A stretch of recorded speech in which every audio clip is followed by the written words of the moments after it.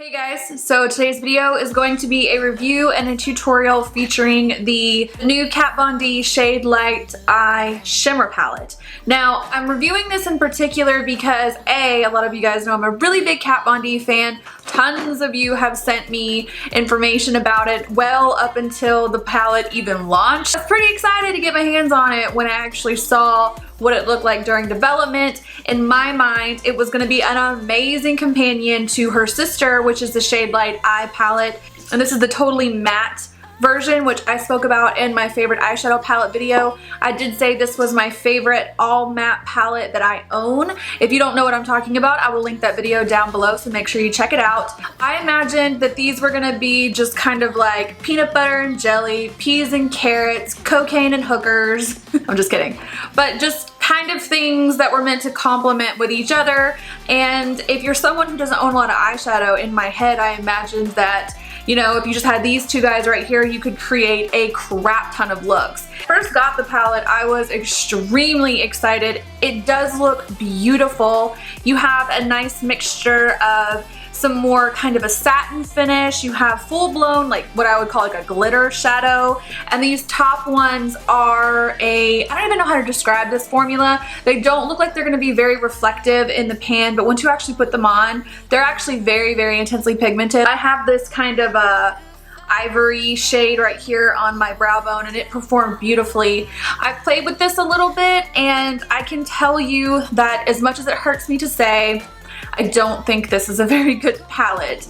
I think it had great potential. There are things about it that I do like, and it could just be the fact that Kat Von D consistently puts out really good products. I think sometimes if you're a line that is known for producing high quality products, it can definitely be set a little bit higher than other brands who can be a little bit more inconsistent. I will show swatches of this as I go, but to me, swatches only tell you so much. I mean, when I first got this and I started swatching it on the back of my hand or on my fingertips, I was pretty excited about it, but in terms of how they perform on the eye on a brush, it is very different. So the cons for this palette right off the bat for me is that a lot of these shadows look pretty much identical.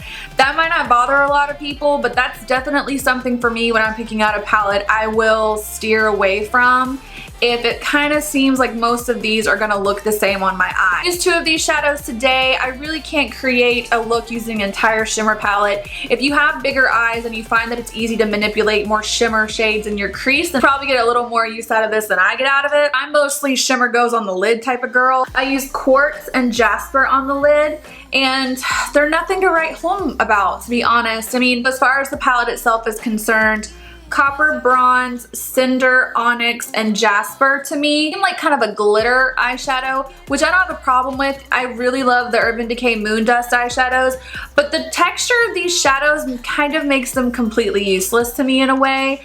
I don't know if the idea behind this was to kind of use these more satin shadows as a base and put the glitter ones on top of it. I could see how something like that would work, but I am just not a fan of this type of eyeshadow. I got the Natasha Denona Star palette. That was a big complaint that I had. These colors don't really have much to them. I mean, I can like rub in this for a second, pick up a little bit of pigment, but the minute you swatch it, there's basically nothing there. And if it's not even swatching well, I don't have a lot of faith that it's gonna perform well on the eye.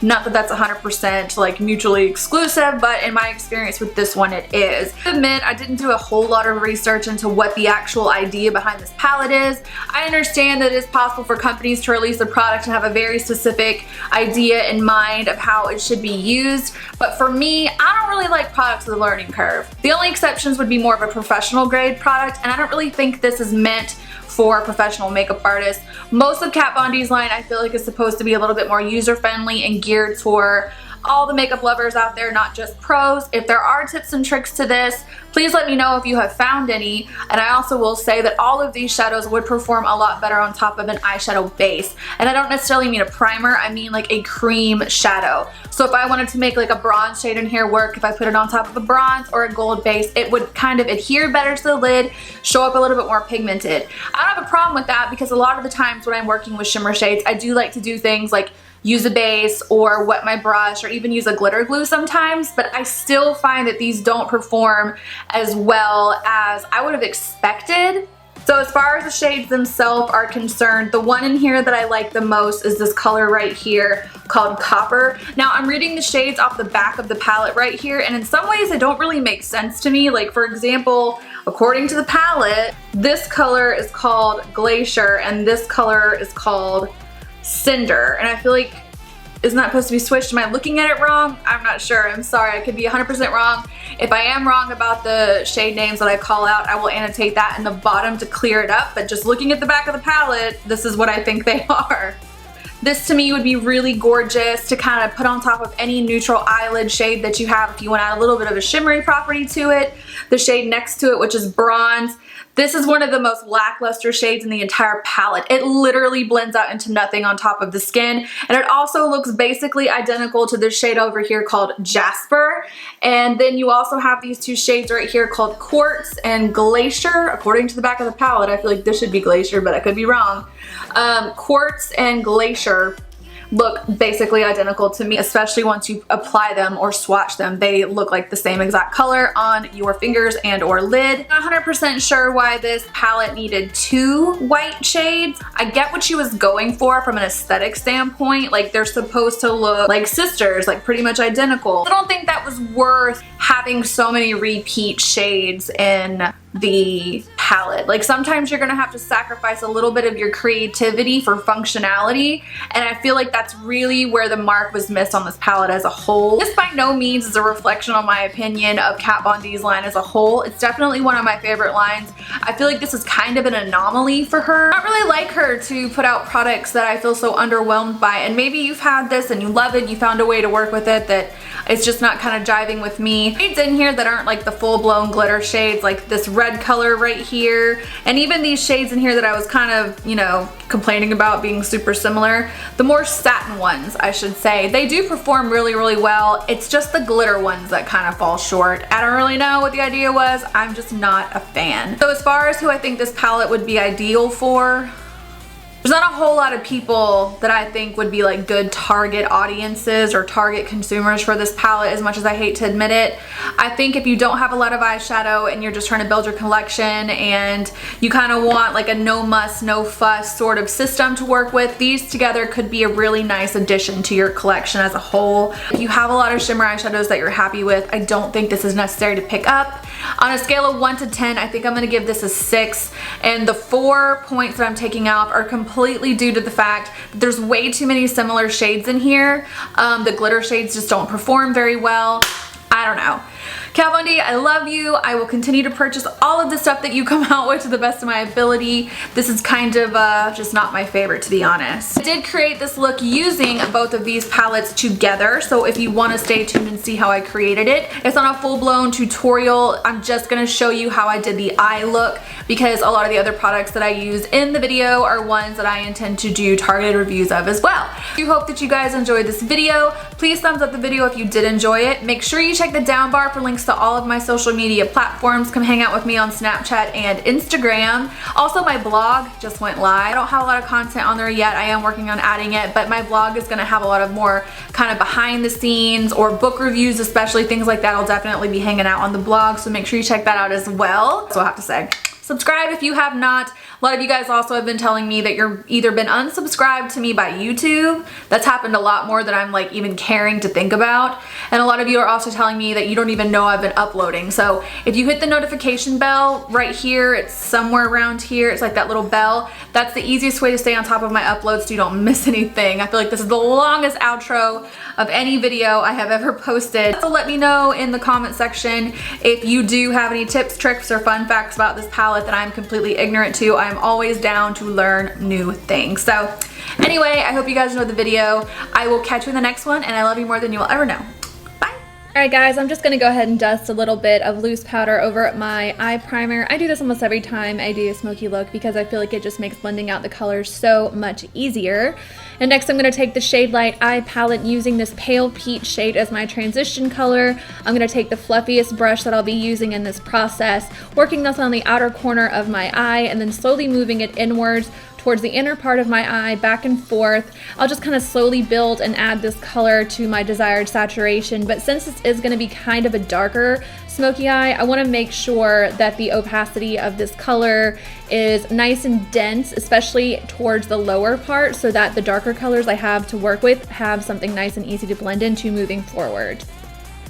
Then I'm going to take this red shade from the Shade Light palette. Don't mind the fact that my palettes are dirty. I use them, okay? Thank you. Then I'm just going to work this a little bit slower. A little bit slower? Just kidding. A little bit lower, right beneath that pale peach shade we started with. And I'm going to take this on a smaller brush, working inwards and outwards. Once again, take your time and build this up until it's as dark as you like.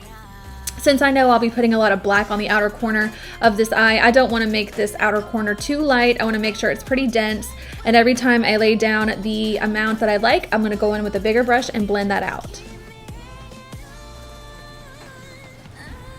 Next, I'm going to take this warm brown chocolate shade from the Shade Light palette. I'm going to take an even more dense, precise brush to kind of push this into the exact crease of my eye. Everything else has been a little bit above my crease / orbital bone. Since I have hooded eyes, I definitely do not have a pronounced crease, so I kind of have to create one for myself. This brush is ideal for this part of the application because although it is pretty fluffy, it is very tapered at the point. So the pointed part of this brush will apply it where I want it to go, and the fluffy side of this brush will kind of blend it out for me. This is a Wayne Goss eyeshadow brush. I believe it is the brush number 3, but I'll leave it down below. And then after I get the nice dark brown color intensely pigmented, I will add a little bit more of that red to soften out the edge of that, and then I'll go in with the bigger brush to blend that out.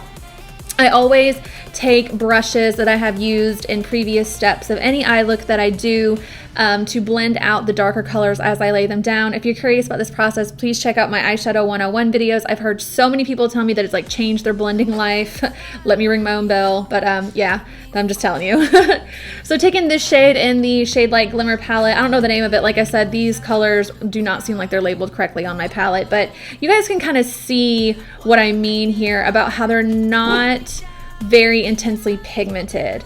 I definitely have to work with this a bit. I had to go in several times to build up that color to the intensity I want it to be, which isn't that big of a deal to me. I mean, I'm all right with working with my shadows, but just something to keep in mind. After I did that, I add a little bit more of that brown shadow on the outer corner of my eye just to deepen it up. With me having kind of a flat, smaller eye shade, depth in the outer corner is always going to be my best friend. Speaking of depth in the outer corner, I'm going to add a little bit of black shadow. I'm just kind of patting this with a small brush on the very outer corner of my eye. You can skip this part or make it as dark as you prefer to, but I'm just going to pat a little bit there with the smaller brush, and then I will take a slightly bigger brush just to kind of soften it up. I kind of wanted this eyeshadow to create like a winged effect on the outer part of my eye. Taking this next shade, I wet my brush and try to put this on top to give it a more metallic effect, and you guys can kind of see that it's not really very easy to work with. It's not building up very much. If anything, it's kind of chunky. Like I said before, it's not the worst palette I've ever seen in my life, and maybe my expectations were too high because most of the other shadows she has are so incredible, but it is just something to keep in mind when it comes to the use and application of this palette. You might have to work with those shadows a little bit more to get what you want. After that, I'm going to kind of smoke out my lash line. So the way that I like to do this is taking a really pigmented dark kohl pencil. This is from Urban Decay, and I'll run that along my lash line and smudge that out with black eyeshadow. You can make this as thick of a line as you want to. I do recommend trying to stay away from the inner corner because it can be hard to control, especially if you have smaller eyes, but I like to use this to kind of give that darker black shadow on the outer corner, almost something to anchor it to so it's not so harsh looking. I mean, black shadow, especially with the intent of it looking like black shadow, is always going to be a little bit on the harsh side, but I just think it makes it look a little bit more smoky and a little bit more glam. Then I'm going to take this shade and I'm going to put it on my brow bone. I didn't bother swatching these shades because I didn't really think that there was anything too remarkable about the shades. They look pretty much like the color they are in the palette, but I will tell you that I do like this formula of eyeshadow. That top layer is really nice. Then I'm going to run the red brown shade underneath my eye using a pencil brush from Lashline to inner corner because I want this smoky eye to go all the way around, and I really want a lot of the attention to be on the lash line. With me having smaller hooded eyes, drawing a lot of attention to this area can just kind of really take that smoky eye look to the next level, considering you're not going to really be able to see my eyelid when my eyes are open, but you can see that lash line. After I get the red color the way I want it to be, I will add brown, and I'll take that from inner corner to outer corner as well. Build this up as intensely as you like, but always make sure as you go you are blending out every step of the way so that it's not too harsh and it's just really sultry and smoky.